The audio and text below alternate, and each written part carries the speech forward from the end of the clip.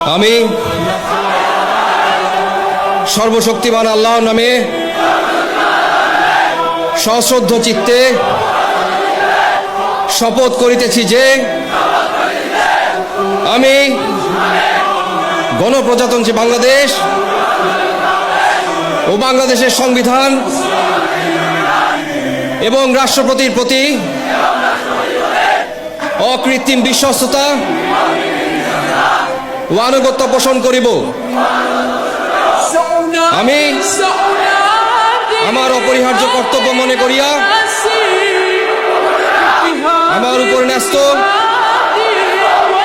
বাংলাদেশ সেনাবাহিনীর কর্তব্য আমি সততা ও বিশ্বস্ততার সহিত পালন করিব এবং আমার প্রতি জল, স্থল ও আকাশ পথে যেখানেই যাইবার আদেশ করা হইবে সেখানেই যাইব। আমি আমার জীবন বিপন্ন করিয়াও আমার উপর নিয়োজিত